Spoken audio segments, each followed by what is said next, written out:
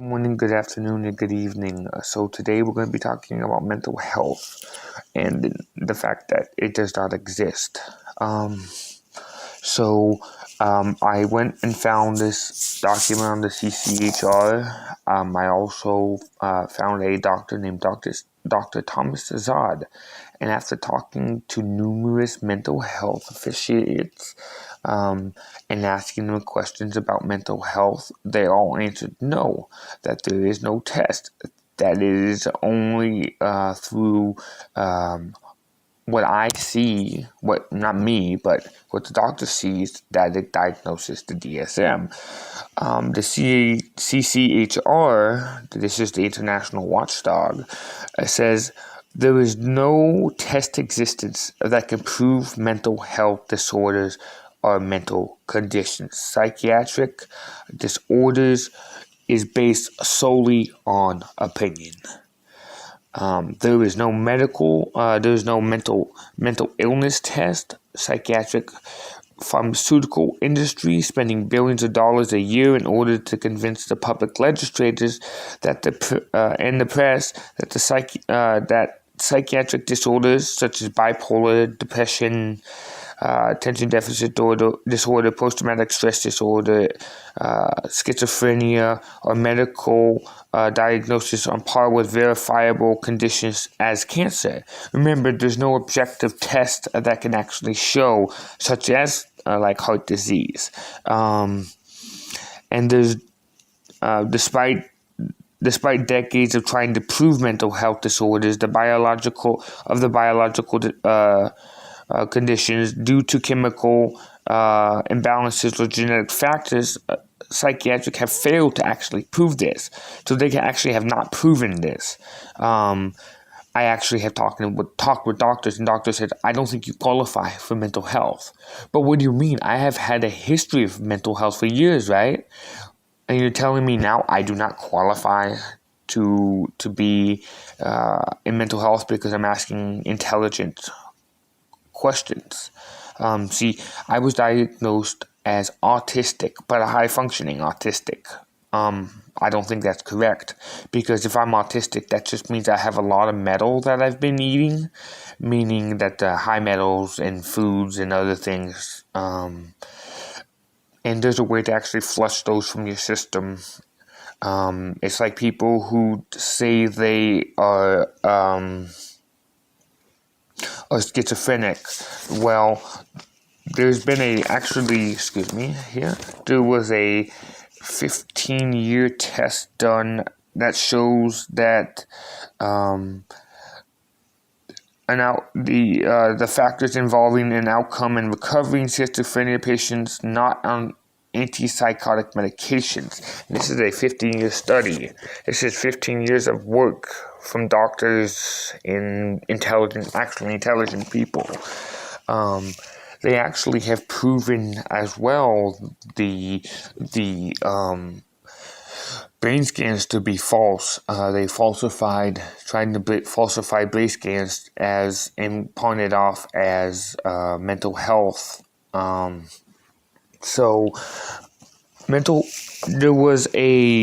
has been the Force Task Chairman in 2015 who stated mental illness is a terrible misleading because the mental health disorder we are diagnosing are no more than descriptions of what clinics observe people doing or saying, not at all well established diseases. A statement by Alan Francis, a psychiatrist and former DSM task manager force chairman in 2015. So this is coming from the DSM chairman, force enforcer.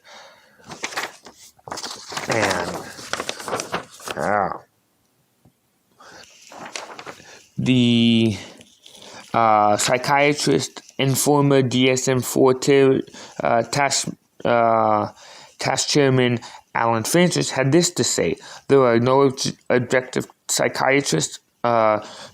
there are no objective tests in psychiatry, no labor or examine that finds findings that say definitely that someone has or does not have mental disorder. So there's actually no test, diagnosis, x-ray, or laboratory test that could be done to show that they have a mental disorder. There is no definition of mental disorder. It is bull. I mean, you can't just define it. Allen Francis, Task Force Chairman. Dr. Elliot Valentine, PD, author of Blaming the Brain. The theories that are held are not only because there is nothing else in their place, but because they are useful in promoting drug treatment. So clearly he stated there clearly that it's only for the pharmaceutical companies to make and continue to finance and make money. I mean, Peter Biggins stated brain damage will because they have shown that use of psychiatric medication can cause atrophy, that's the shrinkage of the brain, and this actually causes brain damage, and it can be a permanent brain damage. Peter Biggins had this to say, who's a psychiatrist: brain damage with long-term use, yet there is no evidence that mental health such as ADHD exists. Well, I want to touch on ADHD because I was originally diagnosed with ADHD.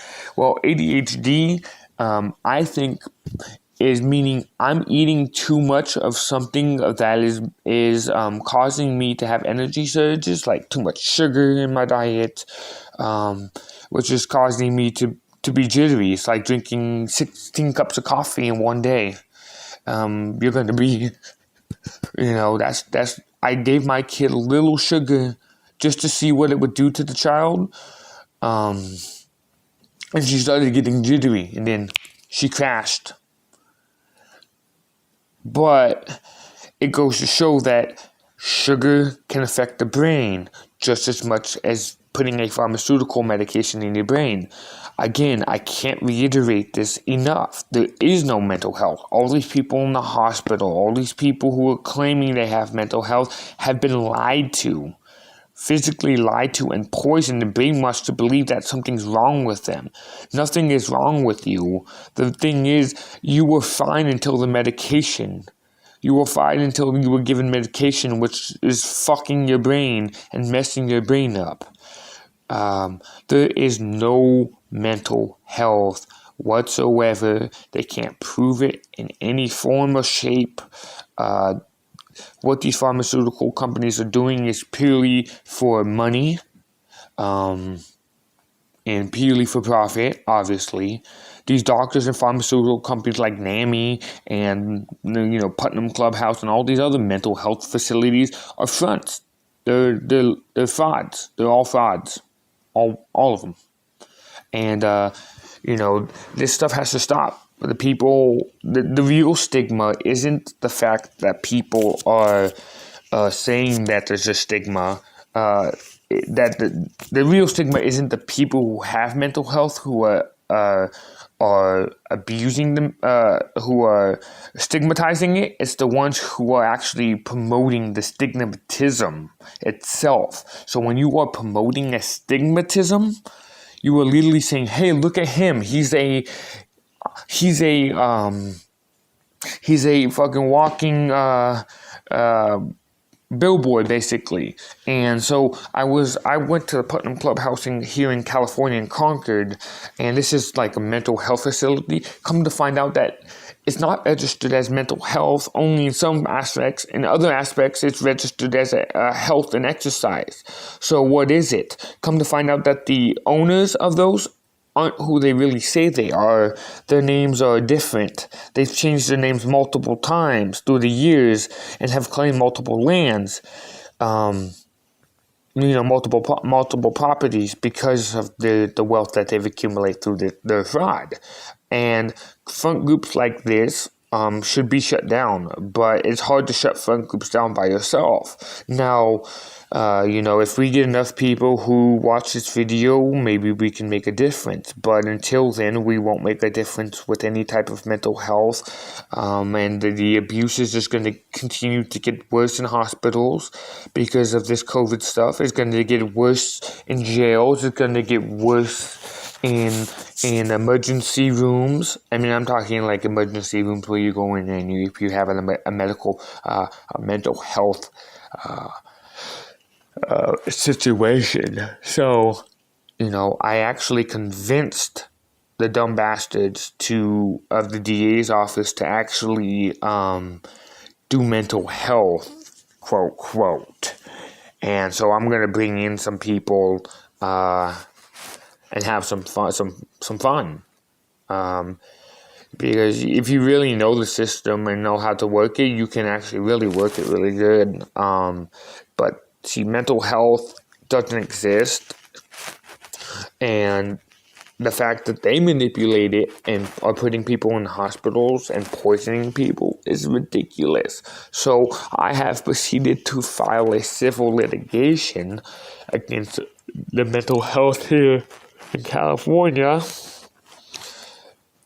as well as several other agencies, and also the courts who are calling people crazy or insane at the time of the crime.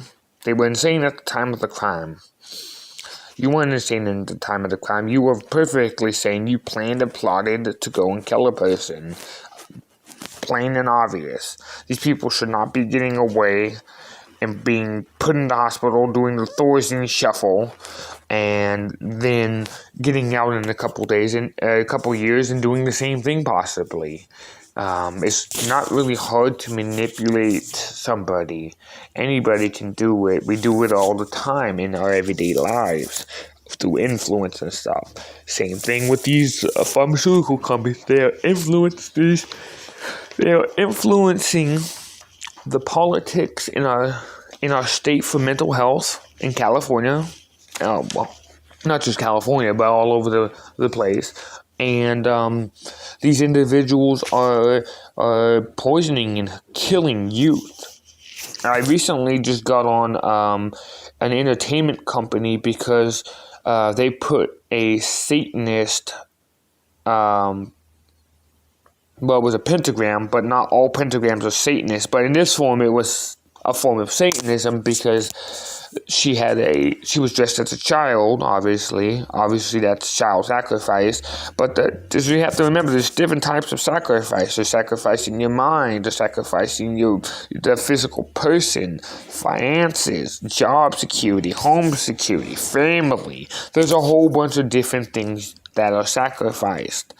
In this form, with this entertainment company, they decided that they wanted to sacrifice his children innocent and open them up clearly to Satanism. See, this is what we have to realize. This is what we're being fed, and the bullshit we're being fed. This goes farther than people think, because once a pharmaceutical medicine causes injury to a person, it's actually supposed to be automatically recalled. It's supposed to be recalled. As soon as injury occurs, it's supposed to be recalled. How many people is it going to take for that medication to actually be recalled and those people to be continued injured in a lawsuit? And it would be easier if they just corrected the issue rather than having to litigate the fucking issue. But again, because pharmaceutical companies want to be cheapskates, of course that's not going to happen. But that's honestly how it should have been done a long time ago. They should have recalled a bunch of the medication, which basically is all of it, and recall it until it is actually safe for individuals' use. Because obviously it's causing brain atrophy, people are dying from it, people are ODing from it, people are committing suicide from it, people are killing people over it and becoming almost prehistoric caveman-like. The madness has to end eventually, and it's just a matter of time until the last domino falls, and then people are gonna see what's gonna happen. All those mental health people, all those people diagnosed with mental health, you're going to end up in hospitals, and then you might end up in a military base being a test subject. There's actually laws that are in place. So if you want to go ahead and continue choosing to be mental health, please, by all means, be mental health. But just know that if you live in places like Virginia or Florida or even California, that these places, because California has a lot of hospitals, they hospitalize a lot of people. I mean, they're just making, in California, it's just you're either mental health or you're a criminal. And if you're not, you're a 1%er. You're rich. So, I don't think that anything's going to change anytime soon, but that's how we should honestly approach mental health. First off, there is no mental health. Second off, why are you giving medication to our youth and diagnosing them as mental health people, having mental health people, even clinical technicians who are not even authorized to do so? They just write something down and then put it into the book. Like in Contra Costa County, there's this heavy hitter. Her name is Michelle. I haven't got her last name though, but I will. But she is a danger to mental health. She is an evil. She's one of those Dr. Mengele type people. She avoided me at all cost. But that's just because I knew my rights. See, in Contra Costa County, they do multiple things to try to get you to submit. They will put you in a room separate from anybody. Actually, that was a tactic that was used. I was watching something to cause distress towards an individual. In the jail, they don't even, in that room, in particular room, this is in Mary Module. Mary Module it was both a mental health and a medical module, but they automatically, if you don't answer any of the questions, they diagnose you as mental health, which is absolutely incorrect. Just because I'm refusing to answer questions doesn't make me have any mental disability. That is completely 100% incorrect. Then they ask you, do you want to talk to a mental health clinician? Do I look like I want to talk to a mental health clinician? When you go into jail, you don't have to give your information. You are protected under the Privacy Act. I was watching a video, I think they were in Metropolitan Hospital, and the cop actually said that the guy said 5 U.S.C. 522A Privacy, which is the Privacy Act, which was the revised 1974 Privacy Act. That was the revision of it. This actually stated that an individual, he stated that I am not subject to 552A, and he said, yes, you're correct. I commented, and he commented back on it, and I said, you got him, right? And he said, yeah, I didn't want to argue, because obviously that's the smart play, is not to argue with the officer, walk away, then go and make your complaint later. It's like people who argue with when they're driving. Well, I don't have to drive. Give me my ticket. I'll be on my way. We're going to have a lot of fun. He literally has him on film saying that I can't record it in a place. Well, not me, but the guy, because he's trying to protect the patient. Well, if that doesn't apply to me, then I don't have to apply by that law. So it's like if you don't know a law, if a law is not written, it is not applicable. If you can't see the law in physical writing, it is not applicable. So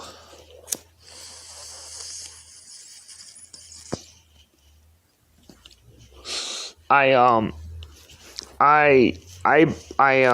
highly believe that these cops have overstepped their boundaries, just like the pharmaceuticals have overstepped their boundaries. And that the only way for change to happen is to actually have the people and have enough people try to make change. Now, some of the information I'm going to put down below. I'm going to put some videos from Thomas Cezard. I also recommend reading Quackery Squared by Thomas Cezard and Dr. Diana. I don't remember her last name because she was from another country, but she wrote Manufacturing Victims. And I highly recommend those two books. These two books will open your mind very much to psychiatric abuse of patients, of people, of the world in general. And I believe that individuals should be more open to ideas, but because money is so tight and people are so tight-fisted that anything that doesn't make them money won't change. Because if it doesn't make the politicians money, it's not gonna be changed. And this makes an impossible task. But there has been laws that have been passed through the people. Now, remember, none of these laws that are passed actually apply, but it's nice to think so, right? So this has been the video on mental health. This is what is really going on, that we honestly do not have mental health. There's no mental health. Mental health is all in your head. Literally, it's all in your head. It's what they observe, not from what they can actually objectively prove. Like I said, the reason I did the mental health court as well is because you can actually challenge. If you're in a criminal proceeding, you can challenge it. If you're not, I recommend doing a civil proceeding and looking up that. Mental health does not exist. CCHR, International Watchdogs. I'll put the link down below and above. Enjoy, watch, comment, share, like. Thank you for watching. Until next time, have a wonderful, blessed day, and take care.